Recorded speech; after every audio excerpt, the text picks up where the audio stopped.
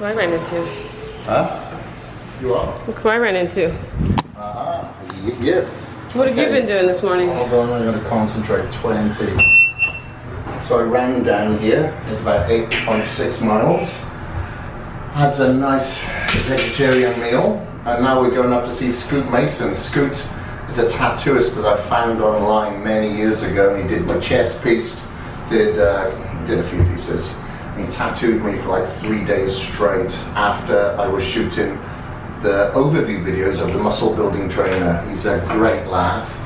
And now we're going to his condo. Said I'd holler him when I'm in Toronto next. Last time I was here I was too busy, so we couldn't meet up. I'm hoping I don't come back down from this elevator with a tattoo. It's a pretty chill day here. So obviously I finished my run earlier coming down into town. It was 8.6 miles. It's really nice. I like doing my cardio outside now because I'm able to explore the cities that I travel to that much more. Like Wednesday we'll be running in London. The day after that, or 2 days after that, we'll be running in Mumbai. And you know, we'll be touring for a couple of weeks, so get to explore many cities and many areas and many cultures that you generally wouldn't do from inside a hotel gym on a bloody treadmill or an elliptical or something, you know. So really like that. I enjoy that fact. So it's a chill day. However, it's a Monday, so I do have a shitload of work still. So during times like this, I have to combine my work efforts with the relaxation. So what I generally do on days like this, I got my phone with me the whole time, and I'll stop quite frequently at coffee shops or cafes, wherever it may be, just to get on top of some emails, some WhatsApp messages, some conference calls, just so I can stay on top of my work. I don't get anxious then, because I get very, very anxious when I have a crap load of emails pile up, which generally happens when I travel. Even though I'm traveling for work, it's not for holidays. The more that I travel, the more emails are going to pop up because I'm not able to be in one fixed location and stay on top of things, you know. So I've had to learn to combine both. I've tried to take holidays before now and kind of switch off the phone, switch off the computer, but then I just come back to a little shitload more anxiety because they've all piled up. I've got like several hundred emails in my inbox. So this is the way that I balance it out, just a little bit of frequency. So we're gonna head on over to Kensington Market now, which is a nice little independent area. Check out some shops here, see if there's anything there that can scrub me up, make me look half decent, presentable. We might have to be there all day for that. Yeah, you may be getting tattooed and then booking yourself in for a cover-up shortly after. Da-da, da-da-da-da-da. And you'd always see a cat curl up on someone's roof before it actually go into the show. What show is this? Coronation Street. Coronation Street. It would be a TV show that's still on to this day. That was on since I was a little kid. And it was always kind of background noise if you went to someone's house. Coronation Street. And it was a little bit different then. It was a little bit more mellow. But then TV shows such as that, EastEnders, Emmerdale Farm, that were all pretty mellow, except for EastEnders, I'd say. That came in later. They all started to focus on people's aggro, arguments, confrontations, and it seemed then that people's attention was more gravitated towards this conflict. So all the TV shows are fucking negative, and that's why I wonder if that is having an effect on people's psyche in the UK, where a lot of people in the UK are fucking depressed, they're confrontational, you get into pubs, people get into fights. We don't get that so much here, but you don't get the TV shows that replicate that. So I think it kind of virally infects people through the goggle boxes, you know. So that's why And the Coronation show was friendly?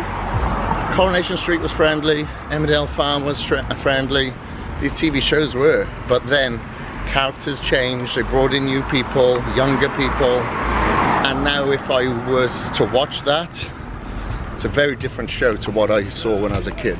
And it's much more negative. I fucking like it. Wouldn't even waste my time with it now. The things that were more positive that came on later as I was young was a TV show called Neighbours and Home and Away. That was a breath of fresh air because that was Australian, and it was very happy and it was laid back and it was a beach lifestyle, and you'd have people like Guy Pearce on there and Kylie Minogue and you know, who were originally actors. We're going the right way. When you go that way. Huh? When you go that way. Straight on? To the right. Oh, okay.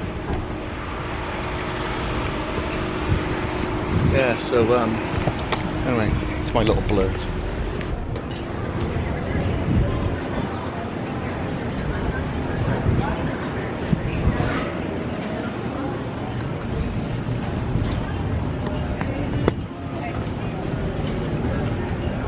Fresh coconut.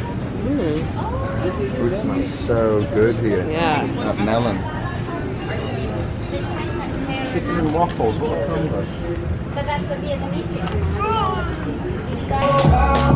Okay, here we are. The Scoop and Sunshine. That's an upcoming TV series, that is, by the way. And Sunshine's having a very, very first tattoo. Yeah. First And two. took her about 6 months to design this one. 3 years. 3 years, 3 years in the making. So this is called the blind contour. So Sunshine actually drew this without actually looking at the person she was drawing. Oh no, without looking at what she was drawing, she was looking at the person. Yeah, same thing.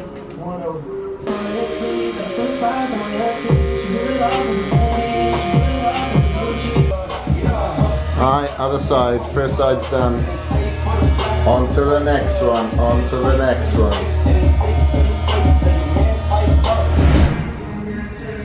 Believe me, this is not my fucking choice of music. This is a gym. I think I'm gonna have to have a word with the people behind the counter here. Give them some balls. You can borrow my balls and put some proper tunes on. Maybe I'll ask them if I can put my phone in or something. Anyway, so it is day 5 here in Toronto, I think. And myself and Sunshine were up very early this morning, just working until now. So it's another late workout. I think it's like 11 o'clock now or something, isn't it? So we just made it over here to Dave and Michelle's OTC gym, and I'm gonna hit myself a shoulder and tricep superset workout. So I'm gonna start off with like shoulder press with a very wide grip, because I'll be heading over to the tricep extensions. I'm going to be doing some rope extensions. I don't want to overly fatigue and incorporate my triceps when I'm hitting the shoulder press, which is going to cause a weak link. I don't want that. So however, I do want to do both. When I go to the following exercises, which are going to be mainly raising movements for my anterior, posterior and lateral head of the delts, I don't have to worry so much about my triceps fatiguing when I'm doing the extending or dipping movements, because they're not going to interact or counteract with the shoulder workout that I'm going to be doing within that, with each other, you know what I mean? So just being efficient with the time. Want to get into a couple of body parts here today before we head over to the airport for our flight to the UK. We'll be in the UK for about 7 or 8 hours, I believe. If I'm flying to India from the US, I always stop there just so I can get in a workout, get the blood flowing, loosen up my back, because I got a crazy curvature of my back, which plays up when I'm in extended flights. And I'm travel businessman or first class, so I have to stop and break it up a little bit.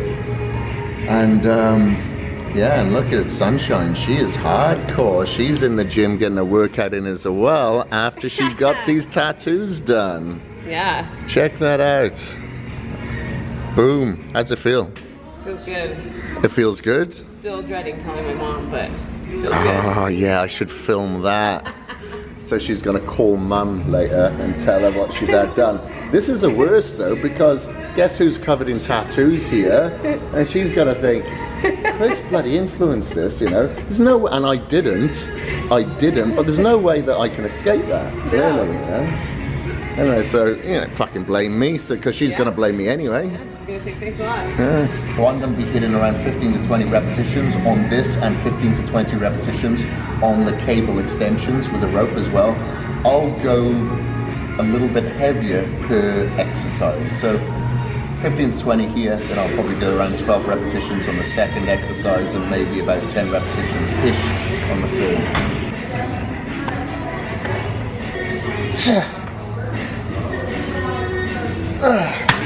Second superset here for triceps and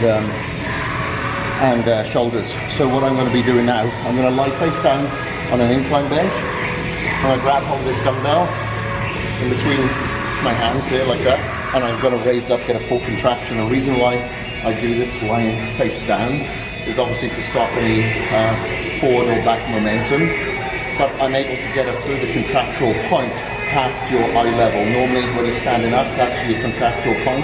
You'll get a full range of motion here, so we'll work a little bit higher up the deltoid of the anterior head. And then once I'm done there, I'm going to move onto this bar and do skull crushers, holding onto this camber here. So it's not quite as steep as like an easy bar, but it's a lot more cambered obviously than a flat bar.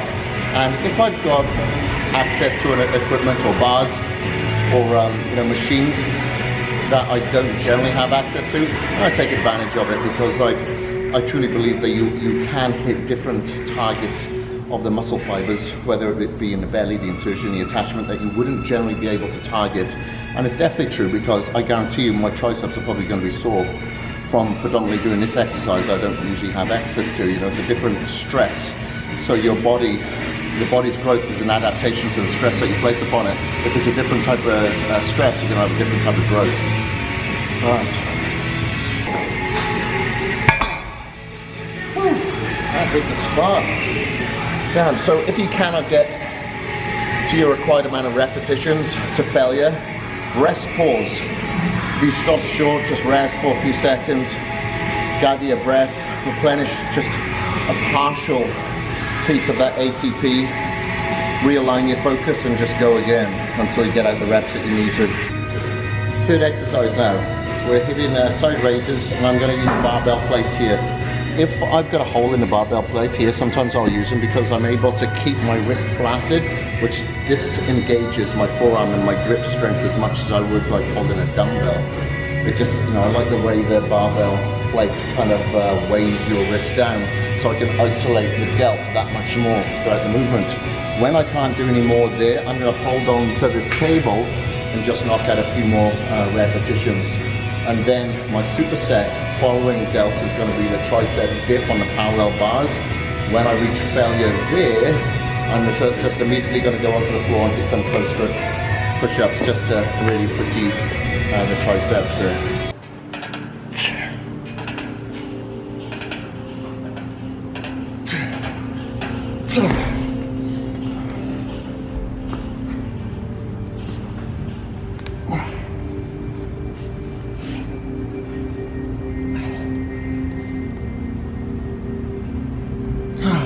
Last exercise here, I'm not going to be doing the superset, and I'm not going to be hitting direct triceps or delts. I'm going to be hitting mostly my traps, and so I'm going to be hitting a shrug here with a hexagon bar.